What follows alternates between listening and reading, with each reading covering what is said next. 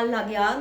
વાઘોડિયા ચોકડી પાસે ભંગારના ગોડાઉનમાં લાગી આગ. પ્લાસ્ટિકના ખાલી બોરા અને લોખંડ ભંગારમાં લાગી આગ. આગે ધારણ કર્યું વિકરાળ સ્વરૂપ. 5 કિલોમીટર દૂર સુધી ધુમાડાના દેખાઈ રહ્યા છે ગોટે ગોટા. ધુમાડાના ગોટે ગોટા જોઈ લોકટોળા ઉમટ્યા. ફાયર બ્રિગેડને જાણ થતાં પહોંચી ઘટના સ્થળે. ખટંબા બાજુ વિરાટ એસ્ટેટ કરીને છે, ત્યાં કંઈક સ્ક્રેપમાં ગોડાઉન જેવું હશે બહાર ઓપન પ્લેસમાં. એમાં કંઈક કચરો અને મટીરિયલ હજુ જાણવાનું નથી કયું મટીરિયલ છે.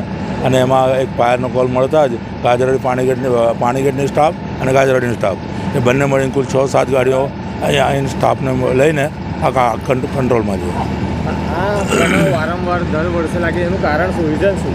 એ રીઝન કંઈક જાણવા મળતું નથી. આ લોકો સ્ક્રેપ ખુલ્લા એ જગ્યાએ એ લોકો એક ગોડાઉન કરીને આવી રીતે મટીરિયલ ભેગું કરે છે અને દર વર્ષે કયા કારણસર આગ લાગે છે એની કોઈ જાણ નથી થતી. એ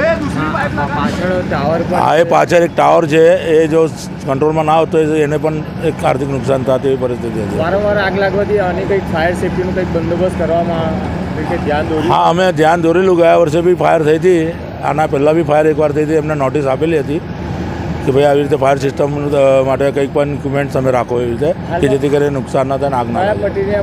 મટીરિયલ છે કે જેનાથી વધુ આગ પકડી શકે છે? મટીરિયલમાં ફાઇબરનું વસ્તુ વધારે છે, આમાં ફાઇબરનું મટીરિયલ વધારે હતું, પ્લાસ્ટિકનું બધું. શું આ સ્થાનિક આજુબાજુ જે કંપનીવાળા છે એ નાખે છે કે? હા, એ કંપનીવાળા જ નાખતા હશે ને. કંપનીવાળા કોર્પોરેશન કે તમારા દ્વારા દંડિત કરવામાં આવશે? હવે દંડિત કરીશું, એને તપાસ હાલ હમણાં કરીશું. આ કંટ્રોલમાં આવ્યા પછી અમે ત્યાં ફરી એક વિઝિટ મારીશું અને કયું મટીરિયલ છે, શું છે એની જાણકારી લઈશું. અને જો નોટિસ આપવા જેવી હશે તો અમે નોટિસ પણ આપીશું. શું નામ આપનું? સ્ટેશન ઓફિસર વિનોદ મોહિતે.